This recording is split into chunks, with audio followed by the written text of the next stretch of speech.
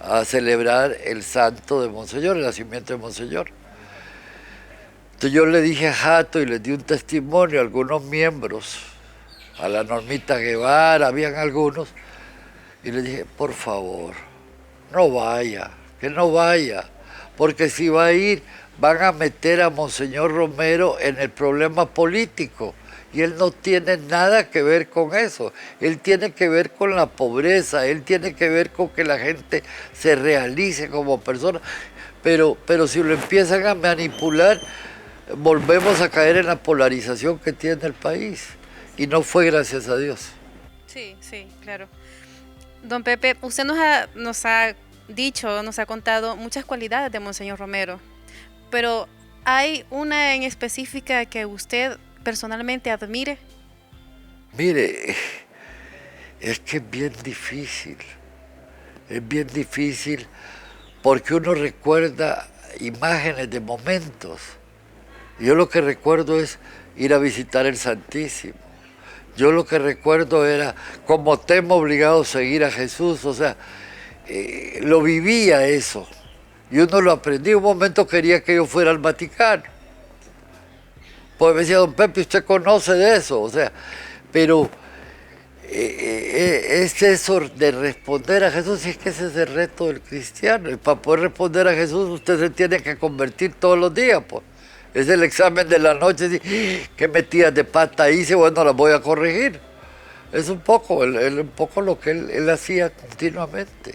Podemos tomar a Monseñor Romero como un ejemplo. Sí, y además, él nunca estaba preocupado de promoverse. Le dije lo que me dijo en la escalera del seminario. No, yo no soy para salir en público. Yo no soy para salir en público, yo voy a ir a hablar. El famoso incidente de las 3 calles. Y él fue a 2, 3 lugares y se dio cuenta.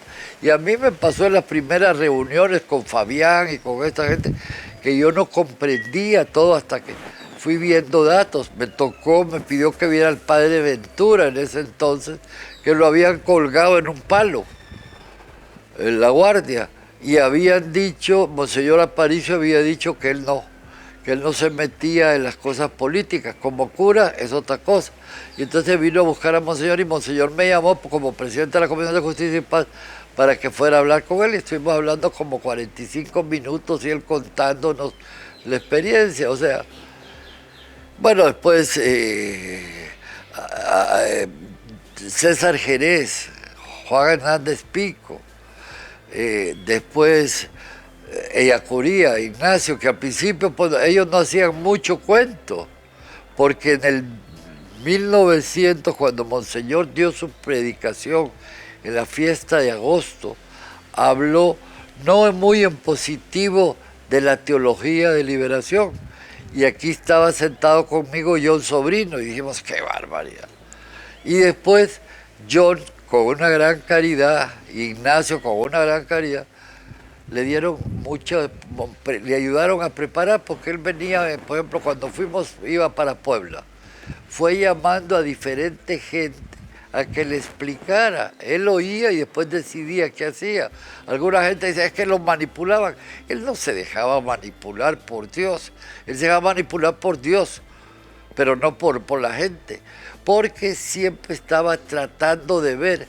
Mire, un momento me dijo a mí, aquí, en esa silla, ay, don Pepe, ya. Mire, si yo no tengo, cuando estaban queriéndolo investigar, si yo no tengo que seguir siendo obispo, me dijo, que me den una parroquia. Y yo me trabajo en la parroquia, si ese no es mi interés. O sea, no había una conciencia de yo soy el obispo, porque en el momento que lo eligen a él, siguiendo los pasos de alguien que hemos hablado muy poco, que es Monseñor Chávez, que va a Medellín y trae a El Salvador por primera vez todos los principios de Medellín. Abre la puerta, abre Medellín, como sucede en toda la iglesia, todo el proceso de Juan 23, de Pablo VI, todo el proceso de Medellín. En nuestra iglesia era complicado, pues. A mí una vez en una iglesia me dijeron, no, Pepe, esos curas, esos papas son comunistas, cuando yo les enseñaba el texto. O sea, era un momento de mucha polarización y de poco conocimiento. Y es lamentable, don Pepe, porque en ese entonces también personas de la misma iglesia no estaban de acuerdo con Monseñor Romero. Eso era tal vez la cosa más difícil, porque de alguna manera primero se enteraban por lo que decían los medios, no por lo que decía Monseñor. O sea que eso es bien importante, porque los medios decían una noticia bastante distorsionada, y entonces ellos se enteraban de eso. Pero yo que lo seguía y que lo oía no tenía nada que ver con eso. Entonces la gente, los católicos en ese momento, acuérdense que estamos en un momento de mucha polarización. Es el momento de Romero, el general, el momento que viene de Molina, o sea, todo ese proceso es un proceso de mucha polarización. Y entonces se ve a la iglesia, que antes ha sido uno de los pilares de la iglesia de El Salvador, como preocupados por los pobres, tomando medidas, pero es que ese es el sentimiento que viene de Medellín y de Vaticano II. O sea, no es un cambio de ideología, es seguir a Jesús, y cada vez más, si usted ve este Papa, habla de los pobres. Los pobres son su referencia. Y eso no nos debe de molestar, al contrario, debemos de ayudar a que el reino de Jesús esté. Porque ese es precisamente el reino de Jesús, ¿no? Pues sí, ese es para eso estamos. Exacto. Don Pepe, después de haber vivido todas estas experiencias con Monseñor Romero, ¿cómo recibe usted la noticia de la pronta beatificación de Monseñor Romero? ¿Cuál fue su impresión cuando se enteró de esto? Mire, como le decía antes, para mí era fundamental que esto a la iglesia, porque el proceso a mí me tocó ser testigo de la causa en su momento, pero a la iglesia en ese momento había muchas diferencias. Se hablaba de que él era un pantojo de la izquierda, se decían un montón de cosas. Fíjese que llegó momentos en que las grabaciones de su homilía se mandaban al Vaticano y la mandaba a la embajada americana, diciendo lo que él había dicho, cuando hablaba de diferentes cosas. Eran momentos distintos, pero yo sí creo que la beatificación nos permite a todos nosotros a preguntarnos quién era Monseñor Romero.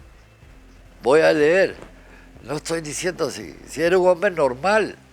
O sea, que me digan a mí, no, es que andaba en el aire. No era un hombre normal. Gozaba, platicaba, saludaba, normal, preocupado y muy consciente del amor a Dios, pues. Se puede decir, don Pepe, que la iglesia se sitúa en un antes y un después. Mire, eso me lo dijo Gustavo Gutiérrez. Cuando enterraron a Monseñor, Gustavo Gutiérrez, que es uno de los teólogos más reconocidos de la iglesia,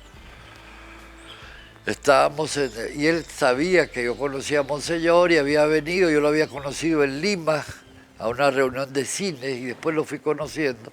Vino aquí un par de veces y vino a comer a la casa, y entonces estábamos, no sé si en la casa o en el auditorio de la UCA, cuando me dijo, es que mira Pepe, me dijo, la iglesia se va a dividir en dos partes, antes de Monseñor Romero y después de Monseñor Romero. Para que Gustavo Gutiérrez me haya dicho eso me dejó así como frío. Yo no estaba empezando a entender lo que significaba. Bueno, también el poema del brasileño sobre Monseñor Romero, ¿verdad? Sí. Don Pepe, ya para ir finalizando Dios quiera esta entrevista, ¿cree usted que la beatificación de Monseñor Romero puede llegar a ayudar a la iglesia a ser como diferente en cuanto al fortalecimiento de la fe y el compromiso? Mire, si nosotros y la iglesia sigue a Jesús, ya es suficiente, ya es suficiente. Eso es lo que él hacía y es lo que uno tiene que aprender. Y si la iglesia sigue a Jesús, que se preocupaba por los más humildes, por los más pobres, eso es lo que él hacía. La iglesia busca justicia, la iglesia viene hablando de de las encíclicas sociales, todo en Vaticano II, todo en Medellín y todavía ahora el Papa Francisco, Evangelii Nunciandi, todos hablan de ese tema, lo que debe ser la iglesia. Yo siento de que Dios es el que se encarga, Jesús se encarga de fortalecer a la iglesia y de vez en cuando le manda un santo como esto o de repente le manda un papa como el que tenemos ahora. Exacto, son un medio. Muchísimas gracias, don Pepe, por este espacio. Espero no haberlos aburrido. No, claro que no. Para nosotros es muy importante su punto de vista, ¿no? Ya que estuvo cerca de Monseñor Romero. Muchas gracias, muy amable por tomarme en cuenta. A usted, muchas gracias.